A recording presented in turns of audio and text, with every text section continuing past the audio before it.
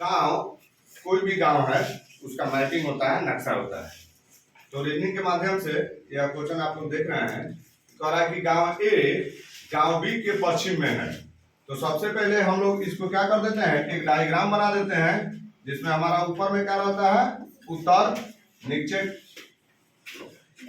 दक्षिण, और इधर पूरब हो जाता है, और यहाँ हमारा पश्चिम हो जाता है। तो कह रहा है कि गांव ए जो है गांव बी के पश्चिम में है, यानी गांव ए गांव बी के पश्चिम में है, यानी बी के पश्चिम में गांव ए है। तो यहाँ देखिए पश्चिम इधर है, इधर चला गया पश्चिम, ये आपका पश्चिम है। बी के सापेक्ष यहाँ ए जो है पश्चिम में है, जो गांव सी के दक्षिण में है।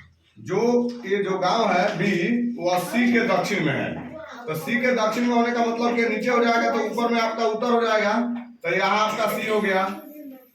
उसके बाद कह रहा है कि जो गांव डी के पश्चिम में है, जो गांव डी के पश्चिम में है, यानी जो सी है वो गांव डी के पश्चिम में है। नहीं तो गांव डी के यहाँ पश्चिम में हो गया। तो गांव डी के सापेक्ष गांव ए किस दिशा में है, तो गांव डी यहाँ है और गांव ए यहाँ है। गांव डी आपका यहाँ है और गांव ए यहाँ है। तो हम क्या करेंगे, इसको डॉट डॉट डॉट करके मिलाएंगे। अब आपका डायग्राम से देखिए कि जैसे हम लोग यहाँ बनाते हैं डायरेक्शन, तो यहाँ हम लोग आ जाते हैं, ठीक है। तो इसके सापेक्ष देखिए, यानी ये आपका उत्तर और पूरब में है, और इसी के सापेक्ष मान लीजिए आपका डी है और यहाँ आपका गांव दक्षिण पूछ रहा है।